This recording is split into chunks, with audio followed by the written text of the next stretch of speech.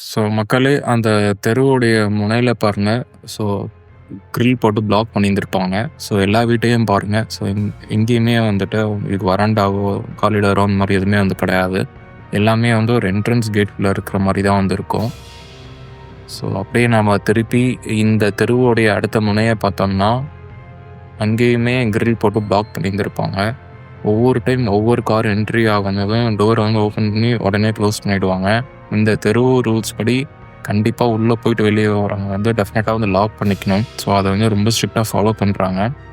நாம் இப்போது இந்த தெரு வெளியில் வந்து போய் பார்ப்போம் வாங்க. அங்கே என்ன மாதிரி சுச்சுவேஷன்ஸ் இருக்குன்னு சொல்லி தெரியும். இப்போ நாம் ஒரு குட்டி தெரு பார்த்தோம்ல, அந்த தெருவுலேருந்து வெளியே வந்துட்டோம். இதுதான் வந்து மெயின் ஸ்ட்ரீட்டு. எல்லாருமே வீட்டுக்குள்ளே தான் இருக்காங்க. மத்தியானம் டைம். ஸோ வாங்க நம்ம அப்படியே இந்த ஸ்ட்ரீட்டில் நடந்து போவோம். இப்போ நம்ம பார்த்த குட்டி தெருவுலேருந்து மெயின் ஸ்ட்ரீட் வரத்துக்குமே பாருங்கள், எல்லா தெருவுலுமே வந்து கிரில் போட்டு பிளாக் பண்ணியிருந்திருப்பாங்க.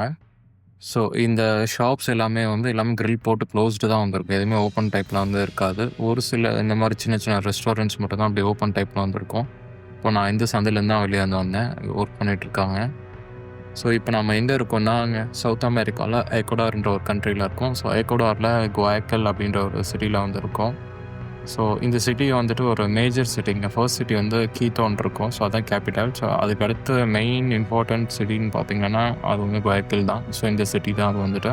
ஸோ மெயின் டெர்மினல்லேருந்து நான் இந்த சிட்டி வந்து ஒரு 8 கிலோமீட்டர்ஸ் தள்ளி தான் வந்திருக்கேன்.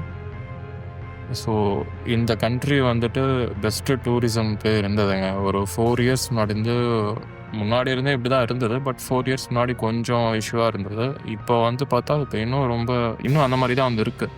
ஸோ மக்கள் வந்து அதுக்கேற்ற மாதிரி அடாப்ட் ஆகிட்டாங்க.